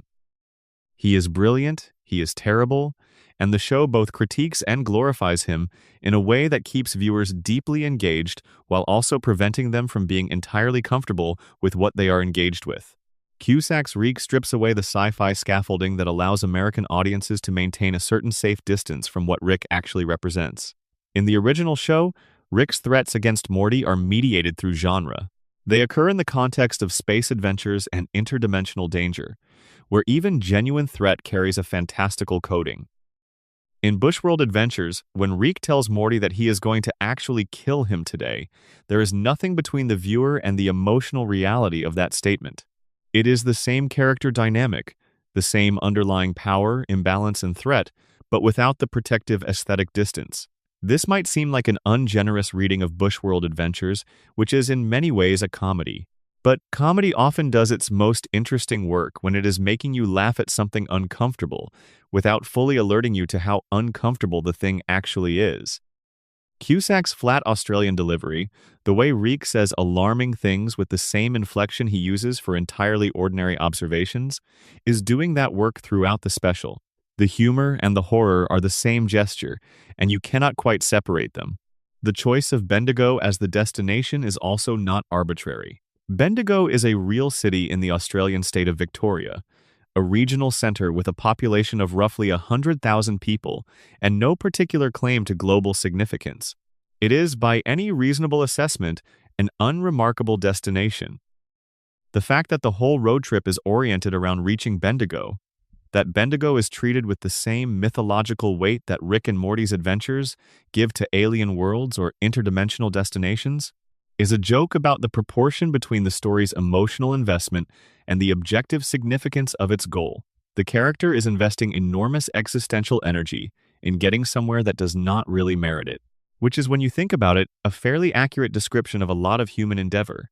There are also small details in Bushworld adventures that reward repeated viewing. The presence of Terry from Cusack's YOLO series in the opening, walking past in the background, is the kind of Easter egg that suggests Cusack was building a connected universe of his own even before Smiling Friends made that connection official. The Smiling Friends Inc. building appearing in the establishing shot connects the worlds in a different way, suggesting that the Bushworld is not entirely separate from the wider Adult Swim universe. Cusack was in the process of constructing. Bushworld Adventures was made in a moment of creative confidence. Cusack had found his voice, had built an audience for it, and had been given the extraordinary opportunity to apply that voice to one of the most beloved animated franchises in the world. The result is imperfect in the ways that all creative risks are imperfect. It does not always land its jokes perfectly. Its 11 minutes contains some moments that drag in ways the tighter pacing of the main show would not allow. But it is genuinely itself in a way that sanitized or calculated creative work almost never manages to be. Lee Hardcastle and the art of compression. There is a specific skill in making something very short that is often underestimated by people who have never tried it. The standard creative instinct is to add, to expand, to develop. The discipline of compression, of finding what is essential in an idea and expressing only that, cutting everything else away with ruthless precision, is much harder to learn and much rarer to master. Lee Hardcastle has mastered it. His claymation work operates in a register where a single image, held for 2 seconds, needs to do the work that a conventional narrative might take 10 minutes to accomplish. In the context of the non-canonical adventures, this means finding the most iconographically concentrated moment from each film's most recognizable scene and building the parody around that single image. The genius of the Thing parody, for instance, is that it does not try to tell the story of the film. It does not set up and pay off the paranoia and mistrust and body horror of Carpenter's movie. It takes a single image, the Thing in the process of transformation, and puts Rick in the position of the scientist and Morty in the position of the Thing, and lets the juxtaposition do everything. You either recognize the image and feel the specific tension it carries from the original film, which then gets undercut by the fact that Morty is the Thing, or you do not recognize it and still see something alarming happening to a claymation Rick. Both experiences are valid. Both are funny in different ways. This approach means that the non-canonical adventures function differently depending on your knowledge base. A viewer who has seen every film being parodied will have a richer experience than a viewer who has only seen some of them, and both will have richer experiences than a viewer who has not seen any of them. But the series is structured so that even the minimum knowledge state, no familiarity with the source films at all, still produces something watchable. The claymation craft is strong enough and Rick and Morty's character dynamics are iconic enough that something is communicated even when nothing is recognized. Hardcastle has talked about the physical process of making these shorts with the matter-of-fact directness of someone who has been doing this long enough to have no illusions about it.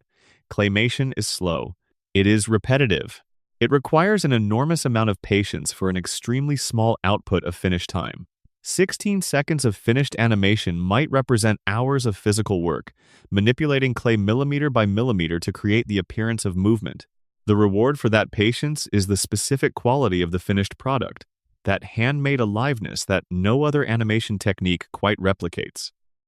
The series grew from a first batch focused on mad scientist films to eventually include slashers, body horror, science fiction blockbusters, and a range of other genre categories. By the time the full 36 episodes were compiled in 2019, the series had covered an extraordinary range of cinematic history in a combined runtime of roughly 12 to 13 minutes. That achievement, 36 separate creative ideas executed with craft and restraint in a total time most films use just for their opening credits, is something worth stopping to appreciate. The anime universe, a more complete picture. When Adult Swim greenlit the full Rick and Morty anime series in May 2022, they were making a bet that the audience that had responded so warmly to the shorts was large enough to sustain a full series. That bet was not obviously wrong. The shorts had accumulated millions of views on YouTube. The Rick and Morty anime fandom was real, enthusiastic, and vocal. The question was whether the translation from short-form experiments to long-form serialized storytelling would work. Takashi Sano approached the challenge with the humility of someone who understood what he was undertaking. In his public statements about the series, he consistently framed it as his interpretation of Rick and Morty, rather than as the definitive version. He was not trying to replace the original. He was trying to do something the original could not do, which was to tell a slower, more interior, more emotionally sustained version of these characters' stories. The choice to set the series in the gap between seasons 5 and 6 was, as noted, partly a practical decision about continuity management. But it was also an artistic choice. The period when portal travel is shut down is, in the main show's continuity, one of the most interesting and underexplored.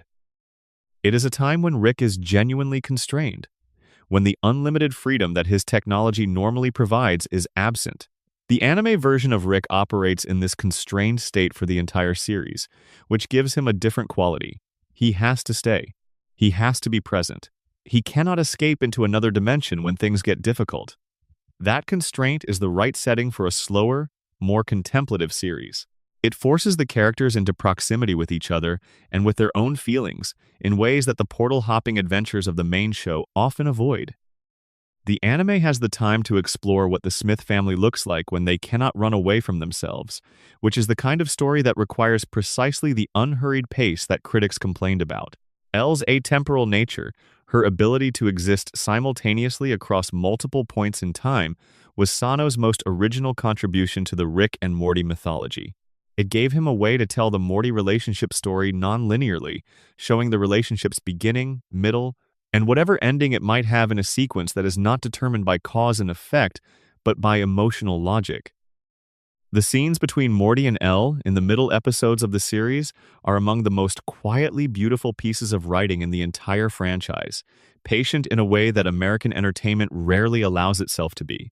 The reception that the series received, that 50% on Rotten Tomatoes, that mixture of genuine appreciation and genuine disappointment, reflects something true about what the series was and was not. It was not a replacement for the main show. It was not even necessarily a complement to it, in the sense that Vindicators 2 was a complement, filling in gaps and deepening established stories. It was more like a meditation on the same subjects, conducted in a different key, using a different emotional vocabulary. For viewers who came to it with that expectation, it worked. For viewers who came expecting a Japanese animated version of the American show, it often disappointed. The Blu-ray release in April 2025 gave the series a second life, particularly among anime fans who encountered it through the physical media market rather than through its broadcast premiere. This audience was, on average, more patient with the pacing, more fluent in the Japanese aesthetic tradition Sano was working within, and less invested in the specific register of the American show. Their reception was warmer, and their enthusiasm has helped sustain a small but devoted appreciation for the series that continues to grow. Whether a second season materializes depends on factors that are not entirely public. The series underperformed commercially by the standards of a major network production, but the President Curtis spinoff success, if it finds one, might create a more favorable environment for further anime experimentation. Adult Swim appears to be committed to the idea of the expanded universe, and Sano has expressed interest in continuing Elle's story. Elle herself remains one of the franchise's most interesting, unresolved creations. A character who exists outside linear time, who has already experienced the relationship she is in the process of developing, who knows things about Morty that Morty does not yet know about himself. The anime left her story open in ways that feel deliberate rather than abandoned. Whether those open ends ever get tied matters less than the fact that, while the series existed, they were handled with genuine care. The Vindicators. What the death of heroes means. The Vindicators 2 series invites a specific kind of reading that is unusual for adult animation, reading backwards, knowing the end, watching the beginning. Almost everyone who watched Vindicators 2 when it premiered in July 2022 had already seen the Vindicators 3 episode. They knew what happened to these characters. They knew that Vance Maximus walks into a ventilation duct looking for an exit and triggers a trap that kills him violently. They knew that Alan Rails is crushed by a train. They knew that Crocubot is eliminated for guessing the wrong answer to Rick's drunk riddle. They knew that Supernova, in a moment of catastrophic loss of control, kills the team members who survive the traps, and that only Noob escapes. Watching Vindicators 2 with that knowledge creates an experience of grief that is aesthetically unusual. It is the same phenomenon you get from certain prequels, the specific weight of knowing what is coming for characters who are, in the story, still living their lives without that knowledge. But the Vindicators 2 series deploys this phenomenon more deliberately and more skillfully than most prequels manage. The episode titled First Love, which explores Supernova's emotional history and her complicated feelings about various members of the team, hits differently when you know that she will eventually kill several of them. The love the episode shows her capable of, the genuine care she has for the people around her, makes the breakdown depicted in Vindicators 3 more heartbreaking rather than less. We understand that the Supernova who commits those acts is the same Supernova who felt these things, and that knowledge makes both versions of her harder to dismiss. She is not a monster who could do terrible things. She is a person who could do terrible things. The difference matters. The episode Kintsugi, which takes its name from the Japanese practice of repairing broken pottery with lacquer mixed with powdered gold, elevating the cracks and breaks to aesthetic features rather than flaws, is perhaps the series' most explicit thematic statement. The Vindicators are broken. The events of the Doomnometron mission, whatever exactly happened, have left them damaged in ways that they have not fully processed. The series does not try to heal that damage. It tries to honor it, to suggest that the breaks are part of what makes these characters interesting rather than evidence of their failure. Lance Reddick's presence throughout the series deserves extended consideration. Reddick spent his career playing characters defined by a specific kind of contained authority, from Cedric Daniels in The Wire, to Sylens in the Horizon games, to Chiron in the John Wick series. Alan Rails, a superhero whose power involves being able to summon trains from thin air, seems on the surface like a sharp departure from the kinds of roles he was known for. But Reddick brought the same quality to Alan Rails that he brought to everything. The sense of a man who carries enormous weight and carries it with deliberate dignity. Alan Rails is, in Reddick's interpretation, a man who knows he is not good enough, who knows that the team around him is sometimes terrible, who stays anyway because he believes that staying is the right thing to do. Reddick died on the 17th of March, 2023, at the age of 60, a few months after the Vindicators 2 series had been released and before it had found the audience it deserved. The series contains some of the last voice work he ever recorded. Christian Slater's Vance Maximus is a completely different kind of performance, one built on the specific energy of someone who has spent decades in the public eye and knows exactly how celebrity functions as a mask and a prison simultaneously. Vance Maximus is the most famous member of the Vindicators, the face of the brand, the one whose image goes on the merchandise. He is also the most performatively confident and the most secretly hollow. Slater plays him with a kind of cheerful desperation that is genuinely funny and quietly sad in equal measure. The episode Pronouns, which gives Vance a moment of genuine awkwardness as he navigates a changing cultural context he does not fully understand, is the episode that best reveals the gap between who Vance presents himself as and who he actually is. Gillian Jacobs as Supernova completes the triangle. Jacobs' Supernova is the team's actual center of gravity, the character everyone orbits, the one whose approval matters most and whose disapproval carries the most weight. The series knows this and gives Supernova episodes that confirm it, while also revealing the cost of being that person. Being the center is exhausting. Being the one everyone looks to creates a pressure that eventually has to go somewhere. The series does not dramatize the breaking point that Vindicators 3 showed. It dramatizes everything that led to it. The fact that this series was produced over Zoom, with actors recording from their home offices and the creative team managing the whole thing through video calls, is a piece of production history that deserves acknowledgement. The COVID, 1-9 pandemic had fundamentally altered how the entertainment industry operated, and Vindicators 2 was produced deep within that altered world. The results show none of the seams that difficult production circumstances often leave. The performances are connected, and the creative vision is coherent in ways that are genuinely impressive given what the team was working with and working around. The comics. A decade of forgotten expansion. The Oni Press Rick and Morty comic series, which ran from April 2015 to May 2026 across more than 100 issues and dozens of spin-offs and one-shots, represents perhaps the largest single piece of forgotten franchise expansion in this entire story. The comics produced an enormous volume of original Rick and Morty material over that decade, material that was read by a devoted community and largely invisible to the television show's mainstream audience. The original series made an interesting early creative decision. It would follow the Rick and Morty of a different dimension, designated C-132, rather than the C-137 Rick and Morty of the television show. This was a practical continuity management choice, a way to tell Rick and Morty stories without having to coordinate with the television series writers' room about what was or was not currently canonical. But it was also an artistic statement about how the franchise's multiverse conceit could be used as a creative tool. There is an infinite number of Ricks and Mortys. The comics were about different ones. The stories could be whatever the writers and artists wanted them to be. The comic series went through several creative teams across its decade-long run. Zach Gorman wrote the first 2 volumes with a sensibility that was perhaps slightly more heartfelt and less nihilistic than the television show at its sharpest. Kyle Starks took over for the middle section and brought a more action-oriented energy and a particular gift for physical comedy. Alex Fierer wrote the final arc with a willingness to get genuinely strange that felt appropriate for a series that knew it was approaching its conclusion. Mark Ellerby's artwork defined the visual language of the comics in their original run, with a style that was clearly derived from the animation but also distinctly its own thing. The flatter, more static world of the printed page suited a different kind of storytelling than the television series could tell, and Ellerby found ways to use that difference productively. His expressive character work gave the comic versions of Rick and Morty their own texture without losing the recognizability that a licensed comic requires. The spin-off series that grew out of the main comic were numerous and varied. Pickle Rick got his own comic.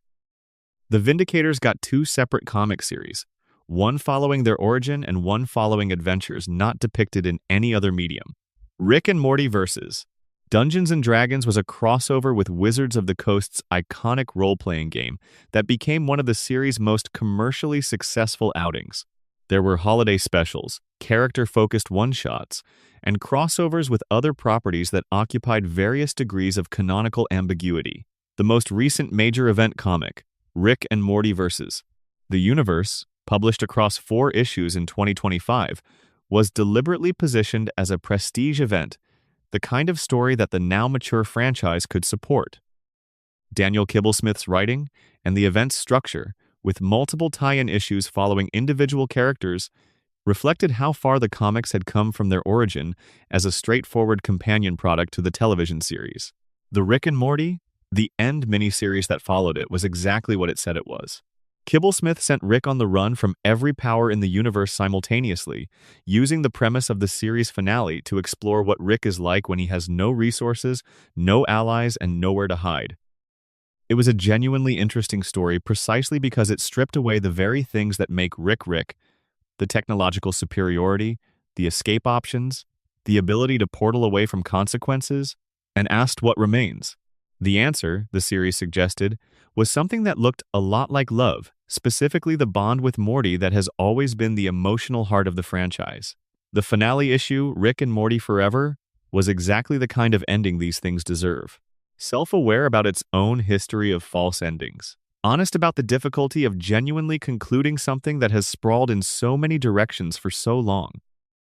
And ultimately, quietly moving in a way that surprised even readers who had followed the comics every step of the way. The comics will continue to exist, obviously. Back issues will be read, trades will be bought. New readers will find them years from now and work their way through a decade of material and discover that there was a whole other Rick and Morty universe happening in print all along. The franchise's expansion into those pages was real and substantial and worth knowing about. On Being Forgotten, a meditation.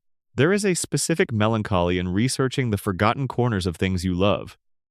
You find evidence of effort, of care, of creative commitment, and you find evidence of the indifference that met that effort in the wider world. The claymation shorts were watched and then forgotten. The anime films got millions of views on release and then receded into the background. The Vindicators 2 series aired and was not discussed at the level its quality warranted. The comics ran for a decade, and most of the main show's audience was barely aware they existed. This is not anyone's fault in particular. The media landscape that Rick and Morty exists within is simply enormous. There are more things to watch, read, play, and engage with than any human being has the capacity to consume, and the algorithms that govern attention do not necessarily reward quality or effort or care. They reward novelty, controversy, and the specific kind of cultural momentum that builds around a thing everyone is talking about at the same time. The main show generates that momentum reliably. The spin-offs, by nature, do not. They arrive without the event quality of a new Rick and Morty season premiere. They do not generate the same volume of tweets and think pieces and reaction videos. They exist in a quieter register, and in the current media environment, quieter often means effectively invisible. But there is also something slightly liberating about that invisibility, something that the people who made these things understood even if they could not have fully articulated it at the time. The anime shorts were made with a freedom from commercial pressure that major network production does not allow. The claymation series could take risks precisely because nobody's career was depending on each 16-second episode performing at a certain level. Bushworld Adventures could be as weird as it needed to be, because it was appearing as an April Fool's prank on a night when the bar for strangeness was set deliberately low. The forgotten spin-offs of Rick and Morty are, in a sense, the franchise at its most experimental. They are the versions of these characters that exist when the commercial and institutional pressures are reduced enough that strange, personal, genuinely creative choices can be made without the usual consequences. That is not nothing.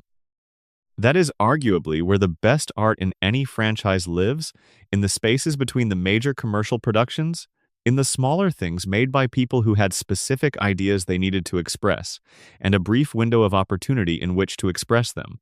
Tonight we have visited all of those spaces. We have sat in the Australian outback with Rick and Morty. We have watched tiny clay figures enact scenes from horror classics in 16-second bursts. We have followed Samurai Rick through mountain snow to protect a child who cannot yet protect himself. We have watched Morty navigate a Tokyo that is dissolving at the edges, held together only by memory and love. We have watched Summer find something like a god inside a giant robot and understand something about herself she did not know before. We have watched Rick build a toaster and a small nightmare in Akihabara. We have sat with the Vindicators in their last quiet moments before everything went wrong. We have followed Morty and Elle through time's strange loops to whatever they were to each other. And we have watched President Curtis prepare to handle the crises that Rick finds beneath him. It is a lot to hold, but it is all part of the same universe. And the universe, as the show has always insisted, is a very large place with room for everything, even the things it mostly forgets. The multiverse contains everything, even the parts nobody visits anymore. End of full script. The texture of obsession. Why these spin-offs were made at all. Something gets missed in the way people talk about franchise spin-offs, which is the question of why specific people made specific choices at specific moments. The conventional framing treats spin-offs as purely commercial decisions, products generated by studios looking to maximize revenue from existing intellectual property. And that framing is not wrong, exactly. Commercial considerations are always present in decisions made by major entertainment companies. But it is incomplete, particularly in the case of the Rick and Morty extended universe, where the commercial logic for many of these projects is genuinely questionable. Consider the anime shorts. Adult Swim commissioned 5 separate anime short films over the span of roughly 18 months, each requiring significant financial investment, coordination with Japanese production studios, voice actor arrangements in 2 languages, and the creative labor of talented people who had other things they could have been doing. The audience for these shorts, while enthusiastic, was a subset of the already niche audience for Adult Swim animation. The commercial return on investment for each individual short was, by any reasonable analysis, modest. You do not make money on a 16-minute investment in an 8-minute Japanese animation piece primarily accessed for free on YouTube. What you get instead is something harder to quantify: creative credibility, cultural authority, and the specific kind of goodwill that accumulates when a franchise demonstrates that it is willing to take risks and invest in something purely because it is interesting. The anime shorts were, among other things, a statement about what kind of franchise Rick and Morty wanted to be. Not just a merchandise machine or a meme generator, but something with genuine creative ambitions, a universe capacious enough to contain radically different kinds of storytelling. Takashi Sano's involvement with the franchise represents a sustained creative relationship rather than a one-off commission. He made 3 short films over 2 years before the full series was commissioned. That kind of sustained relationship suggests genuine creative alignment, a situation where the artist and the institution are interested in the same things and trust each other enough to explore those things over an extended period of time. Sano's work on the shorts was, from Adult Swim's perspective, an audition of sorts, but it was also, from his perspective, an opportunity to demonstrate what he could do with these characters when given genuine latitude. The Vindicators 2 series was motivated by a different kind of creative desire, the specific pleasure of returning to a creative problem that was left deliberately unresolved. Carbianer and Rossby wrote the Vindicators 3 episode knowing that the backstory they were hinting at was rich enough to sustain exploration, but that the episode format prevented them from exploring it. The invitation to make a spin-off was, for them, an opportunity to finish something they had started years earlier. The creative frustration of leaving a good idea unexplored is something that writers carry around with them, and when they finally get the chance to address it, the work often has a particular energy that comes from years of accumulated thinking. This is part of why Vindicators 2 feels so confident despite its modest format. Carbianer and Rossby had been thinking about these characters for years by the time they sat down over Zoom to produce the series. The episodes move with assurance precisely because the creative decisions behind them were made by people who knew exactly what they wanted to do and why they wanted to do it. Michael Cusack's motivation for Bushworld Adventures was somewhat different again. He was invited into someone else's franchise and given the task of doing something genuinely his own with it. The challenge of that situation is maintaining your own voice while working within constraints you did not design. Cusack solved this by essentially ignoring the constraints. He treated Bushworld Adventures not as a Rick and Morty spin-off, but as a Michael Cusack film that happens to feature Rick and Morty characters. The characters were his material, not his masters. Lee Hardcastle's claymation shorts were perhaps the purest expression of this dynamic. He was given a list of films and a character template and told to do something interesting. The non-canonical adventures are the record of what he found interesting across 36 separate creative decisions. They are deeply personal works, in the way that all art is personal, reflecting one artist's specific relationship to a specific body of source material filtered through the specific technical tradition he had spent years mastering. That they are also commercial products created under a licensing arrangement does not diminish that. Most art exists at the intersection of personal vision and institutional constraint. The Rick and Morty expanded universe, taken in its entirety, is a record of what happens when a franchise genuinely invites creative collaboration rather than just extracting value from its existing assets. Not every experiment succeeded. The full anime series received mixed reviews and modest viewership. Bushworld Adventures confused as many people as it delighted. The comics ran for a decade and then ended, and most of the television audience never read them. But the experiments happened. The risks were taken. The weird, personal, formal, convention-defying stuff got made and released and is sitting there on the internet waiting to be discovered by anyone who goes looking for it. In a media landscape that increasingly trends toward safety, toward the proven formula, toward the risk-adjusted content strategy, there is something worth celebrating in a franchise that consistently found space for its own strangeness. That the strange things often went unseen by the mainstream audience does not make them less worth celebrating. It makes them more worth knowing about. Where the franchise goes from here? The trajectory of the Rick and Morty universe as of the summer of 2026 is genuinely interesting. The main show has been renewed through its 12th season, which means years of additional main continuity content are guaranteed. President Curtis is launching its first season, providing the franchise's first real test of whether a live character spin-off can find its own audience. The anime remains an open question, neither confirmed for continuation nor definitively cancelled. The Oni Press comics are done. That chapter is closed. But the comic's conclusion does not preclude other publishers entering the space, and the appetite for Rick and Morty in print form has been demonstrated across a decade of consistent sales. What feels most interesting about the franchise's trajectory is the question of what comes next in the experimental space. The 5 anime shorts, Vindicators 2, and Bushworld Adventures establish that Adult Swim is willing to commission creative work that does not fit neatly into conventional development pipelines. President Curtis itself, while a more conventional spin-off than any of the above, came from a specific creative vision about what that character could do that is clearly distinguishable from pure IP extraction. The franchise has, over its first 13 years, assembled a body of extended content that is considerably richer and stranger than most franchise observers give it credit for. Night after night, people watch the main show and engage with the merchandise and the memes and the cultural conversation around Rick and Morty without knowing about the anime that arrived at midnight from Japan. Without knowing about the Australian special, without knowing about the claymation parodies or the superheroes who got a prequel series in July 2022 and were mostly forgotten by September, these are not failures exactly. They are the consequence of a franchise large enough that its own periphery becomes invisible. When you are that big, the center demands all the attention and the edges recede. The edges are where tonight's story lived.